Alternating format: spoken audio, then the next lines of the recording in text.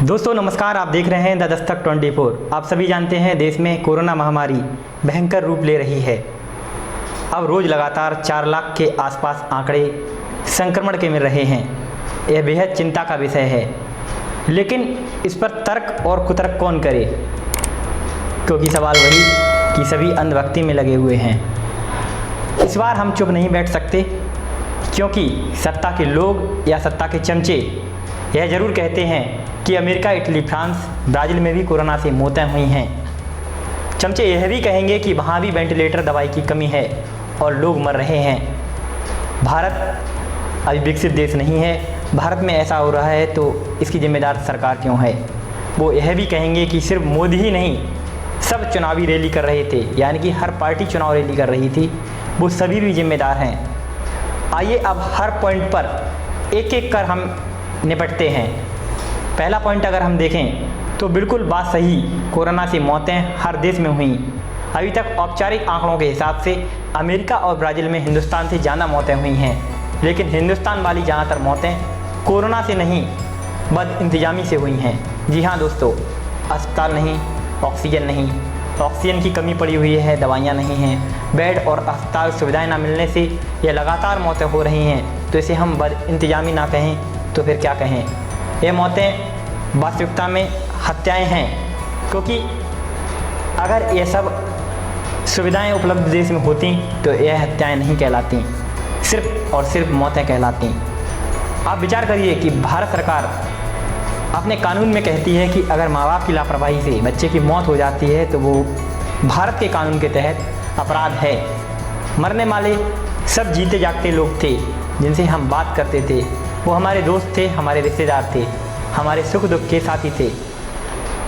वो भारत के नागरिक थे जिनकी सरकारी हत्याएं हमारी आंखों के सामने हुई हैं, जिनको हमने तड़प तड़प कर एक एक सांस के लिए लड़ते हुए मरते हुए देखा है।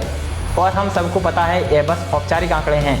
हम सबको मालूम है कि हर जगह मौतें छुपाई जा रही हैं। अमेरिका में मौतें छुपाना मुश्किल है, मगर भारत में हमें मौतें छुपाने का सालों का अनुभव है। तो ये मौतें नहीं, सरकारी हत्याएं हैं। अगर हम दूसरे सवाल की बात करें तो यह भी सही है कि बाहर के देशों में लोग वेंटिलेटर, दवाइयों आदि की कमी से मरे हैं, लेकिन कोरोना की पहली लहर में मरे थे वो। मोदी सरकार के पास पूरे 1 साल का समय था। उसने लोगों से अरबों रुपए प्रधानमंत्री केयर्स फंड्स के नाम से इकट्ठा किए। बच्चों ने अपनी गुल्लक तोड़कर इस फंड में पैसे दिए, लेकिन मोदी सरकार ने क्या किया। जनवरी में अपना सीना ठोंकना शुरू कर दिया था, खुद अपनी पीठ थपथपानी शुरू कर दी थी कि हमने कोरोना पर विजय पा ली है। इन्होंने दुनिया भर के विशेषज्ञों पर उंगली उठानी शुरू कर दी। हमेशा की तरह इन लोगों ने पढ़े लिखे लोगों को नीचा दिखाना शुरू कर दिया। शायद आप वीडियो में देख रहे होंगे कि इन मौतों का उनको इंतजार था। ये जलती हुई लाशें क्या कह रही हैं। सोचिए, इन लोगों को दूसरी लहर के बारे में पता नहीं। क्या वास्तविकता ये थी कि इनको पता नहीं था? तभी तो ये बंगाल में लाखों लोगों को इकट्ठा करके रैलियां करने में लगे हुए थे। यह पता था और ये फिर भी रैलियां कर रहे थे। दोनों ही सूरतें बहुत ही बड़ी सरकारी नाकामी की मिसाल हैं। पता नहीं था तो ये इस लायक नहीं कि इस गद्दी पर बैठें, और अगर पता था तो ये इन हत्याओं के सीधे सीधे जिम्मेदार हैं। हद तो यह भी है, इन्होंने किसी गली के गुंडे की तरह टीकों को भी अपने कब्जे में ले लिया। राज्यों की सरकारें इनके टीकों की भीख मांग रही हैं। आज भी भारत की 2% जनता का पूरी तरह से टीकाकरण नहीं हो पाया है। यह ऑक्सीजन प्लांट बना सकते थे, दवाइयों का इंतजाम भी कर सकते थे, राज्य सरकारों की बेड बढ़ाने में मदद कर सकते थे, क्योंकि प्रधानमंत्री केयर्स का अरबों रुपया सिर्फ और सिर्फ इनके पास था, पर इन्होंने नहीं किया। 1 साल से यह उस पैसे का नाग बनाकर बैठे हुए हैं। तो ये मौतें आम मौत नहीं, हत्याएँ हैं। तीसरे पॉइंट की बात करें तो दोस्तों, तीसरे पॉइंट के हिसाब से यह भी सही है कि चुनावी रैलियाँ सबने की, लेकिन एक फ़र्क है, सरकारी तंत्र किसके पास है। आपको पता है कि भारतीय सरकार जितना विशाल जीव है, किसी ऑक्टोपस की तरह इसकी पहुंच आपके जीवन के हर क्षेत्र में है। आप क्या खाते हैं, क्या पहनते हैं, कितना कमाते हैं, क्या देखते हैं और क्या बेचते हैं, सबका इनको पता होता है। लेकिन क्या कोरोना की लहर इतनी तीव्रता से देश में बढ़ रही है, इसका पता नहीं था। या तो आप मासूम बन रहे हैं, या मासूम बनकर इन कोरोना हत्याओं को ढकने की कोशिश कर रहे हैं। इन्हें सब कुछ पता था, लेकिन उन्हें बंगाल जीतना था, सैकड़ों रैलियां करनी थीं, इसलिए उन्होंने बंगाल जैसे राज्य जहां 1 चरण में मतदान हो सकता था, वहां 8 चरण में मतदान करवाया।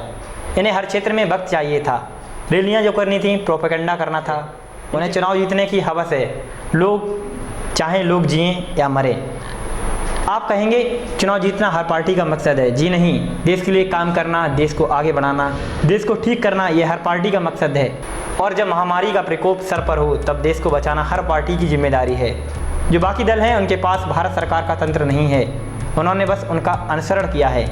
जैसा कहते हैं जैसा राजा वैसा देश, और मैंने राजा शब्द का इस्तेमाल इसलिए किया है क्योंकि गणतंत्र में राजा होता नहीं है, पर हमारा वाला जो है वह अपने आप को राजा ही समझता है।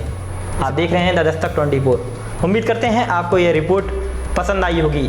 और कुछ लोग हो सकते हैं हमें गालियाँ भी लिखें, लेकिन हमें कोई फ़र्क नहीं पड़ता कि आप गालियाँ लिखें, लेकिन आप सच के आईनों को देखिए। आखिर देश में क्या हो रहा है?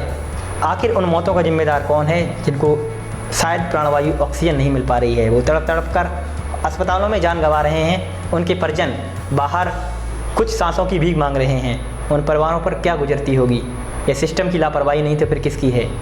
आप देख रहे हैं द दस्तक 24। अन्य रिपोर्ट्स के लिए बने रहें हमारे साथ। नमस्कार।